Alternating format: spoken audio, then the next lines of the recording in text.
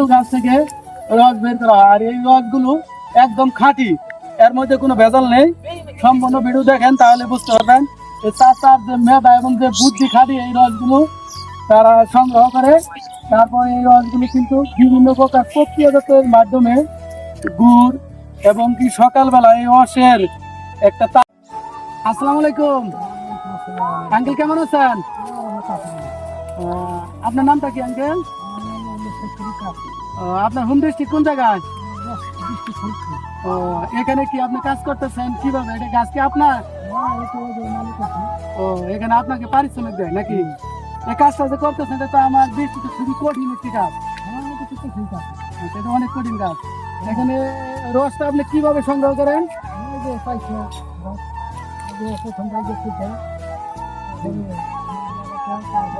কিভাবে করতে আমাদের একটু দেখেন। এবং আমার 1,40,000 অডিয়েন্স আছে। সকল অডিয়েন্স আপনার এই ভিডিওর মাধ্যমে শিখতে পারবে, জানতে পারবে এবং আপনার পরিচিতিটা সবার মাঝে বিস্তার করবে। আর আপনি যে সুন্দরভাবে এই খেজুরের রস সংগ্রহ করেন, আর এই খেজুরের রস সকালবেলা আমরা আসলে এটা খেয়ে থাকি, অনেকে তারি বলে, এটাকে তারি বলে। এই খেজুরের রস খেয়ে অনেকেই আছে বাস্তবে কিনা তাও জানি না, অনেকে মুগ্ধ হয়ে যায়, মাতাল হয়ে যায়। আসলে কি প্রকৃতপক্ষে মাতাল হয় কিনা, আমি এই খেজুরের রস প্রকৃতভাবে একদম খাঁটি খেজুরের রস খাইনি। আজকে যার জন্য চলে আসি একদম গাছের নিকট এবং আপনার নিকট, এখান থেকে খেজুরের রস নিয়ে আমি আসলে দেখবো যে আসলে এই তারিটা কেমন। আর আপনি যে কাজ করেন আপনার কষ্ট হয় না? এটা পরিষ্কার মিষ্টি না?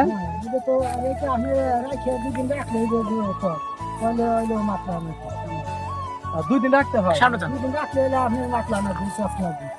আমি যদি নগদ খাইলাম বাড়ছি, সকালে খাইলে আমি টক লাগবে না, মিষ্টি লাগবে, পরিষ্কার থাকবে। দিয়ে একটু পরিষ্কার দিয়ে একটু গুড় বানায়, গুড়ারা নাস্তা ফাঁকায় বসে। এই রস দিয়ে তাহলে আখের গুড় তৈরি করতে হয়। এই রসটা নেওয়ার পরে কিভাবে খেজুরের গুড় তৈরি করবে? এই চুলায় জাল করবে, তাহলে আছে তো ওই 1.5 গ্রামে তাহলে জাল করে তারপরে মনে করেন যে গুড় বানায়। আচ্ছা, আপনার পিছনে দেখতেছি কি এটা ছুরি নাকি? দেখি। দাও। আচ্ছা, দাওটা বার করে এটাতে কি করেন? গাছ কাটি। আচ্ছা, কিভাবে করেন দেখি, একটু দেখান তো দেখি। আমি ফুসাইয়া কাটি। আচ্ছা, তাহলে জালিটা সরান আর একটু আমাদের একটু দেখান দেখি। এই যে রসটা পড়তেছে দেখেন, মূলত এই যে জায়গাটা ক্লিন করে, পরিষ্কার করে। এই যে এখানে প্রত্যেকটা গাছে একই সিস্টেম করে দেখেন, এখানে 6 খেজুরের গাছ আছে এখান থেকে সকালবেলা। আচ্ছা আঙ্কেল, আপনার মূল্যবান সময় নষ্ট করলাম, কষ্ট নেন না।